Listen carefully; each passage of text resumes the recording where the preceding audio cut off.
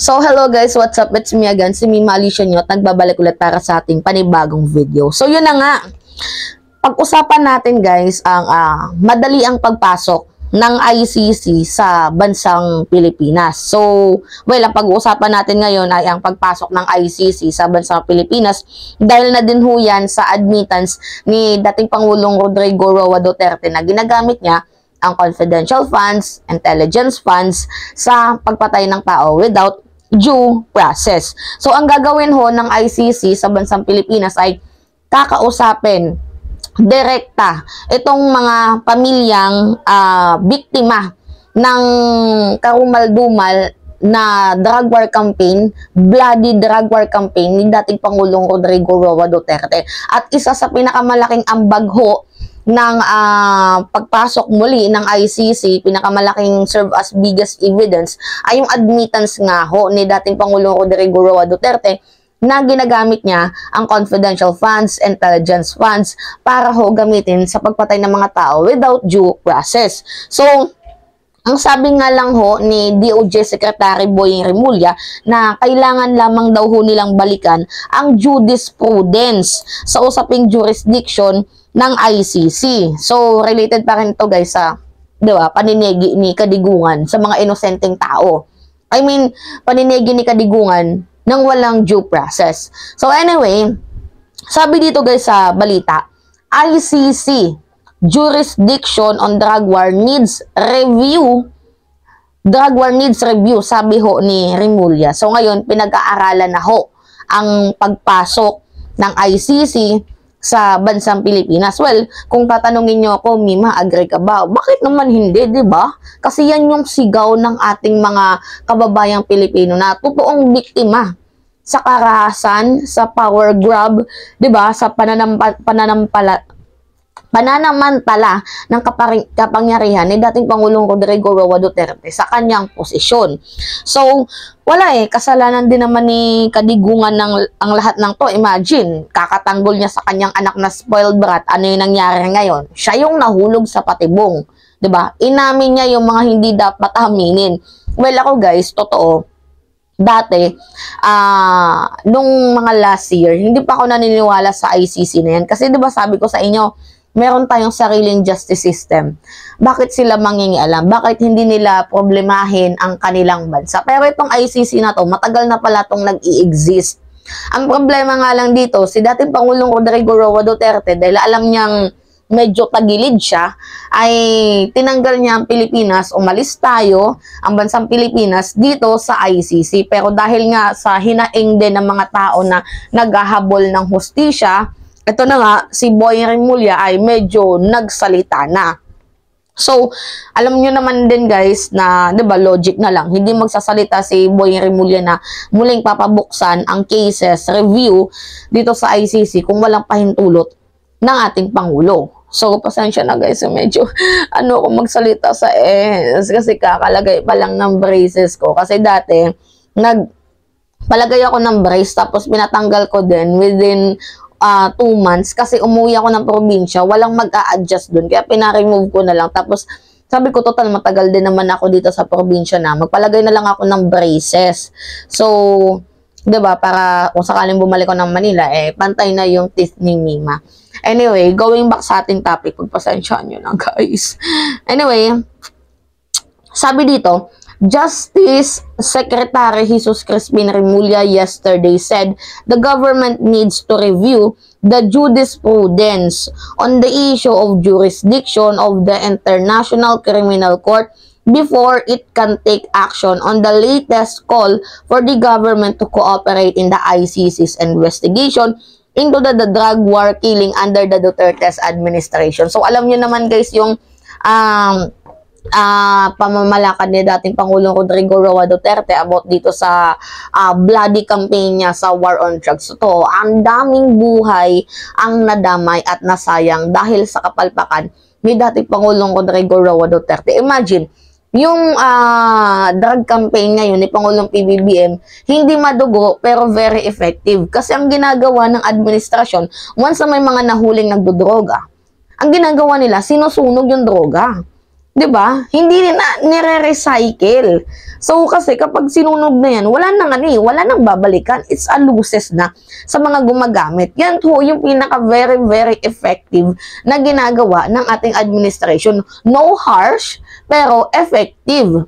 'Di ba? Tama nga naman. Tsaka yung mga pulis na, alam niyo yun, kawani ng gobyerno na tumatalikod sa ating government ay nasindak na din kasi pinangalanan ni Pangulong PBBM, 'di ba? Yung 18 na high-ranking official na mga pulis, nako, pinangalanan. So yan yung dapat, 'di ba? Tirahin yung mga ugat. Anyway, his remarks were in the response to the resolution filed by Makabayan Black lawmakers urging the Marcos administration to support the ICC probe. So, ang Makabayan Black naman kasi, Kamatayan Black, hindi ko gusto tong Makabayan Black, pero siguro, may point din naman sila na, tama naman na, anuhin guys, pabuksan ng ICC investigation kasi, totoong may mga namatay na inosente at hindi lahat ng namatay na inosente ay nakamit ang hustisya. So ngayon, tama yung gagawin ng ICC na once na makapasok sila sa bansang Pilipinas, una nilang i-interviewin, papakaisapan yung mga biktima ng mga namatayan nitong palpak na drug campaign ni dating Pangulong Rodrigo Roa Duterte. So, anyway, especially after former President Rodrigo Duterte publicly admitted to the bankrolling the killing sprees in Davao City when he was still mayor with confidential and intelligence funds. So yung video na yun guys, deleted na yun sa SMNI. Pero meron hong video si Trillanes. Pakita ko sa inyo para may reference tayong lahat. Ang intelligence fund, binili ko. Ay, nag-loading. Saan ba? Pinapatay ko lahat. Kaya ganun ang Davao. Yung mga kasama ninyo, pinatigok ko talaga. Yun ang totoo. Diba? Ulitin nga natin. Ang intelligence fund, binili ko, pinapatay ko lahat. Kaya ganun ang Davao. Yung mga kasama ninyo, pinatigok ko talaga. Yun ang totoo. Yan, diba? Publicly admittance niya yan. So, ngayon, ito yung naiinisan ko, si Bato de la Rosa. Diba?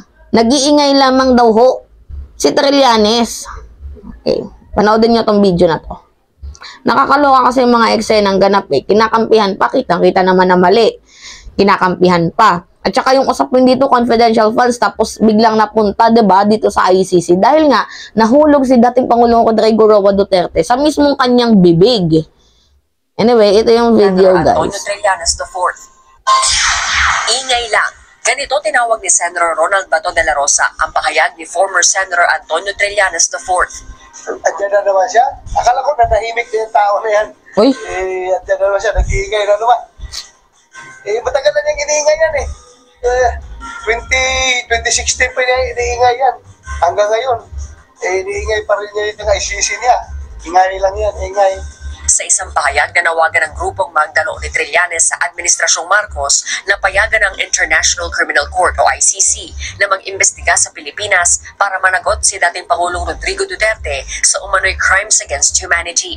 Kasunod ito ng anyay public admission ng dating Pangulo na ginamit ito ang intelligence funds para magsagawa ng extrajudicial killings noong alkalde pa lamang siya ng Davao. Diba? Sa isang post sa social media platform na X, sinabi ni Trillanes na isinumite na nila sa ICC ang naturang video, pero hindi kumbinsido si Senator De La Rosa na kilalang kaalyado ni dating Pangulong Duterte. Kilala man niya si President Duterte, mahilig yan sa figure of speech, di ba? Pumatay. Ano papalusot? Is it the person itself? Or the cause? Or the instrumentalities? I'm not defending, I'm not answering you as a lawyer of the president, the former president. Sa akin lang, kilala ko lang kasi siya kung paano siya magsalita. Pero paglilinaw ng senador, nais din daw muna niyang makita ang video kung saan ito sinasabing inamin ng dating Pangulo, kabilang sa Senador De La Rosa bilang dating hepe ng pambansang pulisya sa mga nabanggit na personalidad sa ICC probe, kaugnay ng umano'y crimes against humanity sa tinaguriang bloody drug war ng Duterte administration. Nagsilbi rin itong hepe ng Davao City Police Office sa ilalim ng pamumuno ng mag-amang Duterte. Pero ayon sa isang political analyst, dapat maghinay-hinay sa banat si dating Pangulong Duterte. Posible pa rin kasi umano siyang maaresto sakaling maglabas ng warrant of arrest ang ICC. Ang pwede mangyari kasi dyan, pag lumabas yung international warrant, pwede i-request ng ICC na i-implement dyan ng Interpol. Ang lapit lang ng Interpol dito yung headquarters ng Interpol nasa Hong Kong. Dagdag pa ni Llamas, maaari rin anya ito mapolitika at gamitin sa eleksyon. Paano ka magkakaroon ng presidential candidate na implicated sa crimes against humanity? Harding Delgado, UNTV News and Rescue. Truth, 'di ba? So, imbis sana na kundinahin ng pagkakamali, ang ginawa, kinampihan pa ni Bato de la Rosa, kung hindi ba naman abnormal tong kalbong to, 'di ba? Yan, kaya palpak kayo palagi sa usaping WPS dahil buntot kayo ng buntot kayo ng buntot dito sa hinaing, dito sa sinasabi ni dating Pangulong Rodrigo Roa Duterte. Anyway, yun lamang ho guys, pinag-aaralan na po ng binabalikan na ho ni Boy Rimulya ang jurisprudence sa usaping jurisdiction ng ICC sa bansang Pilipinas. Ngayon, nire-review na to. And after ma-review na to, pag makapasok na to dito, pwede mag-request ang ICC ng warrant of arrest kay dating Pangulong Rodrigo Roa Duterte. Anyway, yun lamang ho guys. At it's me again, si Mimalisyon nyo. Tagbabalik ulit para sa ating panibagong video.